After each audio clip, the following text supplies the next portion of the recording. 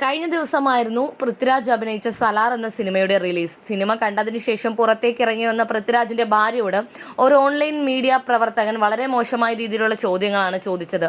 ഇത്രയും തരം താഴ്ന്ന ചോദ്യങ്ങൾ എങ്ങനെയാണ് പൃഥ്വിരാജിന്റെ ഭാര്യയോട് ചോദിക്കാൻ തോന്നുന്നത്? ഇതിന്റെയൊക്കെ ആവശ്യമുണ്ടോ എന്നാണ് പ്രേക്ഷകർ ചോദിക്കുന്നത്. സുപ്രിയെ പോലെയുള്ള ഒരാളോട് ഇങ്ങനെയുള്ള ചോദ്യം ചോദിച്ചത് വളരെ മോശമായി പോയെന്ന അഭിപ്രായമാണ് പ്രേക്ഷകർക്ക് മുഴുവനും. അവർ പറഞ്ഞത് മുഴുവൻ അവരുടെ വ്യക്തിപരമായ അഭിപ്രായങ്ങൾ മാത്രമാണ്. അതിലെവിടെയാണ് ജാടയും അഹങ്കാരവും? ഒരാൾ അവരുടെ അഭിപ്രായങ്ങൾ പറയുമ്പോൾ അതിനെ ബഹുമാനിക്കുകയാണ് വേണ്ടത്, അല്ലാതെ അഹങ്കാരമാണ് ജാടയാണെന്നൊക്കെ പറയുകയല്ല. ഒരു സിനിമ കാണാൻ അവർ ഒരു പ്രേക്ഷക എന്ന നിലയിലാണ് എത്തിയത്, അത് അവർ പറയുന്നുമുണ്ട്. പിന്നെ എന്തിനാണ് അവരോട് അനാവശ്യമായ ചോദ്യങ്ങൾ ചോദിക്കാൻ പോയത് എന്നാണ് പ്രേക്ഷകർ ചോദിക്കുന്നത്. പ്രശാന്ത് നീലിന്റെ സംവിധാനത്തിൽ പ്രഭാസ് നായകനായി എത്തിയ സലാർ കഴിഞ്ഞ ദിവസമാണ് തിയേറ്ററുകളിൽ എത്തിയത്. ആരാധകർ ആവേശത്തോടെ കാത്തിരുന്ന ഒരു ചിത്രം കൂടിയായിരുന്നു സലാർ. പാൻ ഇന്ത്യൻ സ്റ്റാർ പ്രഭാസിനൊപ്പം അഭിനയിക്കുന്ന പാൻ ഇന്ത്യൻ ചിത്രമായ സലാറിൽ മലയാളികളുടെ സ്വന്തം പൃഥ്വിരാജ് ഉണ്ട് എന്നത് തന്നെയായിരുന്നു ഈ കാത്തിരിപ്പിന്റെ അടിസ്ഥാനം.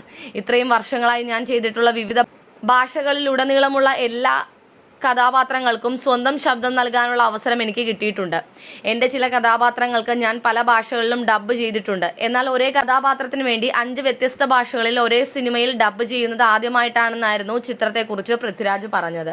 എങ്ങനെയുണ്ട് സിനിമ കണ്ടിട്ട് എന്ന് സുപ്രിയയോട് ചോദിച്ചപ്പോൾ സുപ്രിയ തിരിച്ചു പറഞ്ഞത് ഇങ്ങനെയാണ്: സൂപ്പർ, നിങ്ങൾ കണ്ടിരുന്നോ? കണ്ടെങ്കിൽ പറയൂ, നിങ്ങൾക്ക് എന്താണ് തോന്നിയത്? നിങ്ങളുടെ അഭിപ്രായം പറയൂ എന്ന മറുചോദ്യമാണ് സുപ്രിയ ചോദിച്ചത്. സുപ്രിയയുടെ മറുചോദ്യത്തിന് പ്രേക്ഷകരുടെ ഇടയിൽ വലിയ കയ്യടിയാണ്. ഇങ്ങനെയൊക്കെയുള്ള നിലവാരമില്ലാത്ത ചോദ്യം ചോദിക്കുന്നവരോട് ഇങ്ങനെ തന്നെ പ്രതികരിക്കണം സുപ്രിയ എന്നാണ് ആരാധകർ പറയുന്നത്.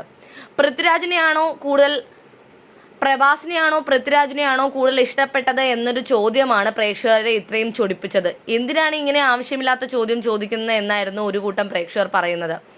അതിനും മറുപടി സുപ്രിയയുടെ അടുത്തുണ്ടായിരുന്നു. ഒന്ന് ആലോചിച്ചു നോക്കൂ, നിങ്ങളുടെ ഭർത്താവ് അല്ലെങ്കിൽ ഭാര്യ ഈ സിനിമയിൽ ഉണ്ടെങ്കിൽ നിങ്ങൾക്ക് ആരെയാണ് ഇഷ്ടപ്പെടുന്നത്?